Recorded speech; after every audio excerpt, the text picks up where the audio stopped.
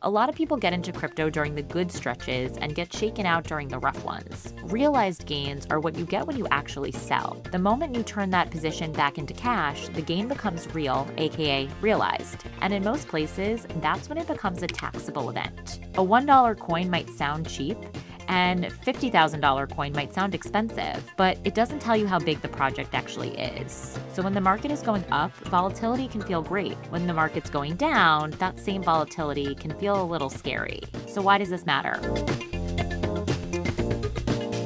One of the things that keeps people on the sidelines of crypto isn't the technology, it's just understanding. People hear terms like market cap, cost basis, realized gains, dollar cost averaging, and it starts to feel like they need a finance degree just to participate. But the truth is, you don't. Today, we're breaking down 5 personal finance terms that you hear mentioned a lot in the crypto world. And by the end, you're going to be able to read a portfolio, make sense of a chart, and follow a conversation about market movements without getting lost. One quick note before we start, this episode is meant to be educational and not financial advice. Everyone's situation is different, and we always recommend you do your own research before you decide if and how crypto fits into your life. Let's start with one of the most common strategies people talk about, dollar cost averaging, or DCA. So dollar cost averaging is the price of buying a fixed dollar amount of something at regular intervals, regardless of the price. This could be every week, every 2 weeks, every month. And then you put the same amount in and you don't try to time it with the current price. Think of it like filling up your gas tank on the same day every week instead of waiting for the prices to drop. Sometimes gas is higher, sometimes it's lower. But because you're buying it consistently, your average cost smooths out over time, so you can stop stressing about whether today is the right day. Or, like me, wait until your tank is almost empty and then go, and you're going to pay whatever price you need to pay. A lot of people already do this without realizing. A 401k is dollar cost averaging. Every paycheck, the same amount goes in, and then it buys whatever the price happens to be that day. The idea works the same for crypto. Instead of trying to guess when the market is at its lowest, you buy consistently and let the average work itself out over time. It's actually one of the simpler, calmer ways to approach a sometimes volatile market. Next up is market cap, which is short for market capitalization. So there are actually 2 ways to think about this: the market cap of the entire crypto market and the market cap of an individual coin. So let's start with the basics. Market cap is the total value of all coins and tokens in circulation.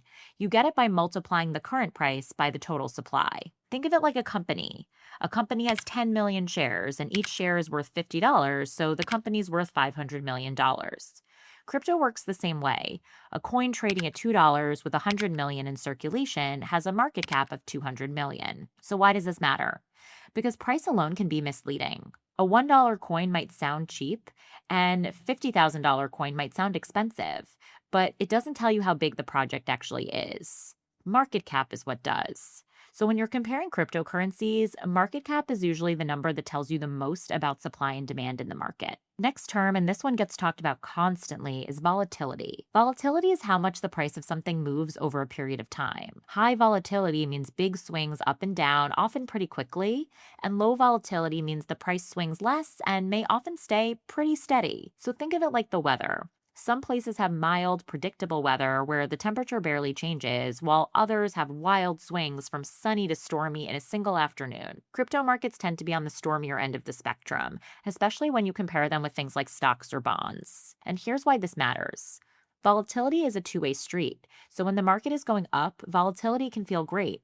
When the market's going down, that same volatility can feel a little scary. The price moves are just as real in both directions. A lot of people get into crypto during the good stretches and get shaken out during the rough ones. So understanding that volatility is just part of the territory and not a surprise is one of the most important mental shifts for anyone considering getting into crypto. Next up is a pair of terms that cause a lot of confusion, which is realized versus unrealized gains. So unrealized gains are paper gains. If you bought something for $100 and now it's worth $150, you have $50 in unrealized gains.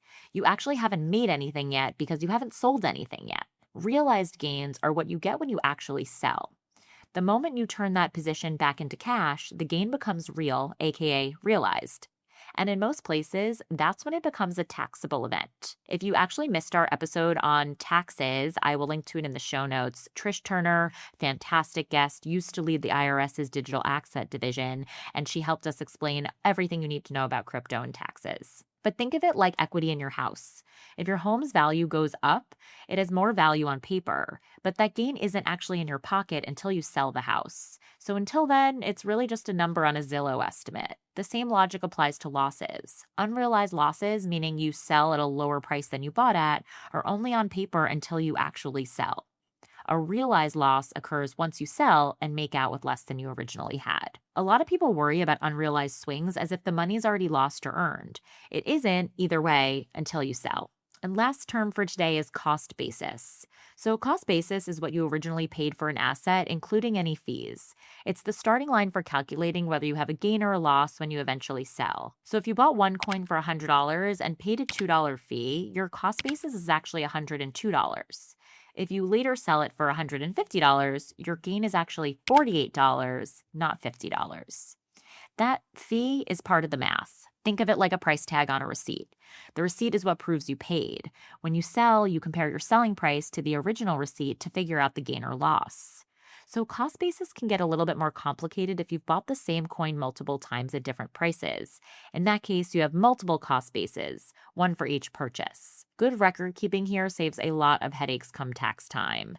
Most exchanges and wallets have tools that will track the cost basis of your transactions automatically, but it is still worth knowing what that number means that you can double check.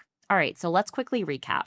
Dollar cost averaging is buying a fixed amount at regular intervals, no matter the price. Market cap is the total value of all coins in circulation, a better measure of size than price per coin.